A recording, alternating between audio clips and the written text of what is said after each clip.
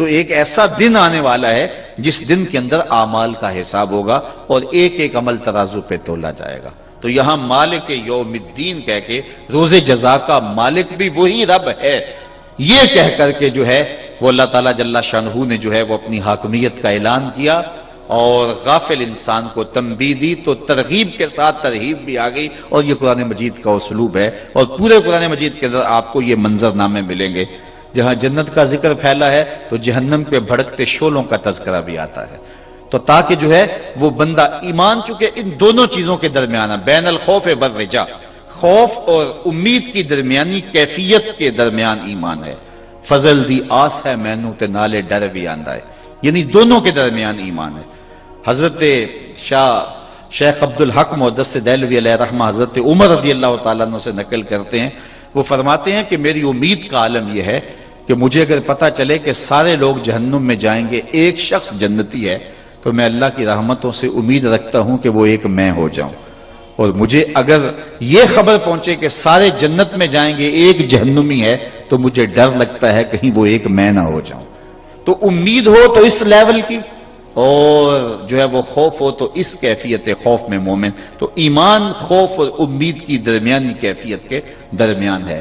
لیکن ایک اور بات آپ کو پتہ کی بتاؤں اہل نظر کہتے ہیں کہ ساری زندگی بالخصوص جوانی میں خوف غالب ہونا چاہیے اور جب بڑھاپا آ جائے تو امید غالب ہونی چاہیے.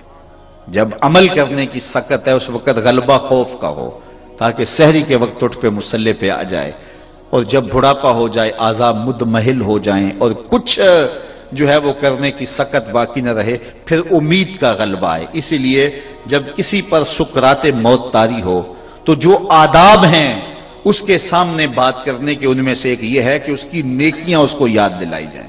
جب کوئی بندہ انتہائی بڑھاپے میں چلا جائے یا بیماری کی حالت میں ہو کہ موت و حیات کے مراحل قریب آ گئے ہیں تو پھر اس کی برائیاں اس کو یاد نہ دلائی جائیں اس کی نیکیاں اس کو یاد دلائی جائیں. حضرت آپ نے مسجد بنوائی تھی فلاں نے نیک و صالح کام کیا تھا تاکہ اس کو اپنے اللہ سے امید پیدا ہو جائے اور اس ظن کے اندر وہ اللہ کے حضور پیش ہو. تو ایمان خوف اور امید کی درمیانی کیفیت کا نام ہے.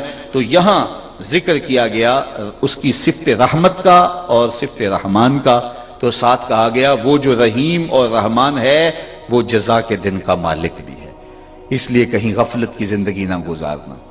یہاں ایک اور بات آپ کی توجہ یہاں چاہوں گا بلکہ اگر آپ کی توجہ ہو تو بہت بڑا مسئلہ حل کیا جا سکتا ہے. یہاں مالک یوم الدین وہ جزا کے دن کا مالک ہے اس سے مراد یوم قیامت ہے. مجھے بتائیے باقی دنوں کا مالک کون ہے؟ یقیناً اللہ ہے. ہفتے کے باقی ایام کا مہینے کے باقی ایام کا سال کے باقی ایام کا مالک کون ہے؟ یقیناً اللہ ہے. لیکن جب اس کا تعارف پیش کیا گیا تو روز جزا کے دن کی ملکیت کے حوالے سے پیش کیا گیا. تو یہ ایک اصول سمجھ لیجئے گا اور اس سے کئی فرقے مٹائے جا سکتے ہیں کہ جب کسی کا تعارف پیش کرنا ہو تو اس کی عظمت کا بڑا حوالہ پیش کیا جاتا ہے تاکہ جو ہے وہ اس کا تعارف ہو. اسی لیے علماء نے کہا کہ جو کہے کہ میں خنزیر کے رب کی قسم کھاتا ہوں جو گوبر کو پیدا کرنے والا ہے میں جو ہے وہ گوبر کے خالق کی قسم کھاتا ہوں وہ کافر ہو جائے گا. کیوں؟ اس لیے کہ اس نے اللہ کی توہین کی ہے. مجھے بتاؤ خنزیر کا رب اللہ کے علاوہ کوئی اور ہے؟ یقیناً نہیں ہے. اس کا انکار نہیں کیا جا سکتا. اور جو ہے وہ غلاستوں کا رب خالق اللہ کے علاوہ کوئی اور ہے؟ انکار نہیں کیا جا سکتا. ہر شے کا خالق وہ ہے. لیکن اگر کسی نے کہا میں غلاستوں کے خالق کی قسم کھاتا ہوں تو جو ہے وہ دار اسلام سے خارج ہوئے گا. کیوں؟ کہ اس نے اللہ کی توہین کی ہے. اس نے یہ کیوں کہا کہ میں غلاظت کے رب کی قسم کھاتا ہوں میں خنزیر کے رب کی قسم کھاتا ہوں؟ اس نے یہ کیوں نہیں کہا میں محمد کے رب کی قسم کھاتا ہوں؟ اس نے یہ کیوں نہیں کہا میں عرش کے رب کی قسم کھاتا ہوں؟ اس نے یہ کیوں نہیں کہا کہ میں کعبے کے رب کی قسم کھاتا ہوں؟ کسی کا تعارف جب پیش کیا جائے تو اس کی عظمت کا بڑا حوالہ پیش کیا جاتا ہے. ایک شخص کی بڑی جائیدادیں فیکٹریاں بینک اور جو ہے وہ پلازے اور عالی مرتبت جو ہے وہ اس کے محلات ہوں اور قیمتی گاڑیاں اس کے پاس ہوں تو اس نے وہ بازار قریب گلی میں جانے کے لیے ایک شکستہ سی موٹر سائیکل بھی رکھی ہوئی ہو تو وہ اگر اس موٹر سائیکل پہ جا رہا ہو تو کوئی جناب ان سیٹھ صاحب کا تعارف کروائے کہ جناب یہ وہ ہیں جو اس موٹر سائیکل کے مالک ہیں، تو کیا وہ اس کا مالک نہیں ہے؟ تو سیٹھ صاحب کو غصہ آئے گا کہ نہیں آئے گا کہ اس کی نیت میں کھوٹ ہے، یہ میرا تعارف اس پلازے سے کیوں نہیں کرواتا، یہ میرا تعارف جو ہے وہ اس بینک سے کیوں نہیں کرواتا، میرا تعارف اس فیکٹری سے کیوں نہیں کرواتا، یہ اس ٹوٹی اور شکستہ موٹر سائیکل سے میرا تعارف کیوں کروا رہا ہے؟ اس کی نیت میں کھوٹ ہے، یہ میرا تعارف نہیں کروانا چاہتا۔ جس مینار پاکستان بنانے والے معمار نے یہ مینار بنایا، جس نے پارلیمنٹ ہاؤس بنایا، اچھا وہ محلے میں رہتا تھا، آپ کی گلی کا پانی رکا ہوا تھا اور نالی بند تھی، آپ نے کہا جناب آپ آئے ہوئے ہیں اور یہ گلی کی نالی بند ہو رہی ہے اور روز مصیبت بنی ہوتی ہے، تو اس کا کوئی آپ حل بتا دیں، تو آپ بھی ہمارے ہمسائے ہیں۔ اس نے کہا مزدور دو بلاؤ، اس کی اینٹیں توڑو، میں اب اس کو سیدھا کر کے اینٹیں لگا دیتا ہوں تو ابھی یہ سیدھی ہو جائے گی۔ تو اس نے ترتیب سے سلیقے سے کرینے سے اینٹیں لگا دی اور پانی جانے لگا، اور وہ نالی اس نے بنائی، کس نے؟ جس نے پارلیمنٹ ہاؤس بنایا تھا، جس نے مینار پاکستان بنایا تھا۔ اب کسی مجلس میں کسی فورم پہ آپ اس کا تعارف کریں، جناب یہ وہ صاحب ہیں جو کراچی کے فلاں علاقے کی گندیاں نالیاں بناتا ہے، تو مجھے بتاؤ اس نے وہ گندی نالی نہیں بنائی، لیکن بتاؤ کیا یہ اس کی توہین ہوگی، تذلیل ہوگی، یا اس کا تعارف ہوگا؟ تو جب کسی کا تعارف پیش کیا جاتا ہے اس کی عظمت کا بڑا حوالہ پیش کیا جاتا ہے۔ تو جس نے کہا میں خنزیر کے رب کی قسم کھاتا ہوں، گویا اس نے توہین کی ہے اللہ کی، وہ کافر ہو جائے گا۔ اس کو یہ کہنا چاہیے تھا میں محمد کے رب کی قسم کھاتا ہوں۔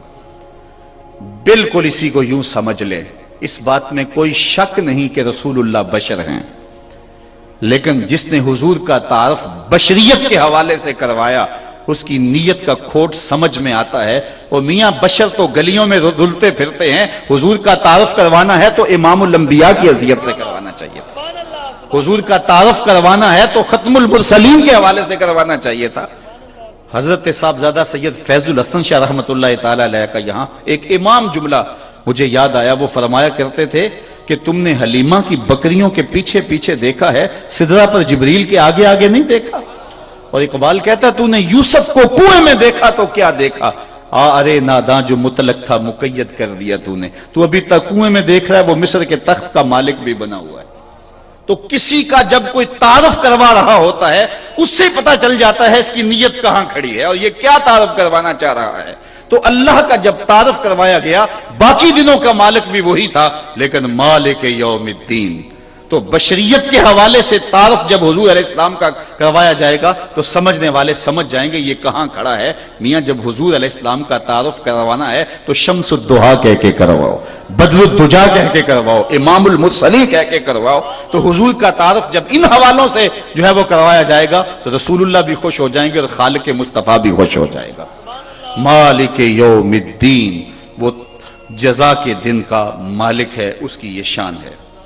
ایاک نعبد و ایاک نستعین، ہم تجھی کو پوجیں اور تجھی سے مدد چاہیں۔ ایاک نعبد، ہم تجھے ہی پوجتے ہیں، تیرے علاوہ کسی اور کی پرستش نہیں کرتے۔ عبادت اقصی غایت الخضوع والتذلل، عبادت انتہائی خشوع اور انتہائی اپنے آپ کو اس کے حضور زیر کر لینے کو کہا جاتا ہے، اور یہ انتہائی مرتبہ ہے۔ اگرچہ قیام بھی، رکوع بھی، تشہد بھی، یہ سارے زمرے جو ہیں وہ عبادت کے ہیں، عبادت کے زمرے میں داخل ہیں، لیکن علماء نے یہاں ذکر سجدہ کا خاص طور پہ کیا ہے، چونکہ یہ سب سے جو ہے وہ انتہائی خضوع اور تذلل کا درجہ ہے۔ انسان کے جو اشرف اعضاء ہیں وہ انسان کے سر میں ہے، دیکھنے کی قوت آنکھیں سر میں، بولنے کی قوت زبان سر میں، سننے کی قوت کان سر میں، سوچنے کی قوت دماغ سر میں، سونگنے کی قوت ناک سر میں، اور سر مالک کے در پہ، پیشانی بھی رگڑ رہا ہے اور ناک بھی رگڑ رہا ہے، اور ساتھ کیا کہہ رہا ہے؟ سبحان ربی العالی۔ یہ اس وقت کہہ رہا ہے جب انتہائی خضوع اور تذلل کی کیفیت میں ہے۔ اپنا عمل کیا ہے کہ ناک اور پیشانی رگڑ کے عمل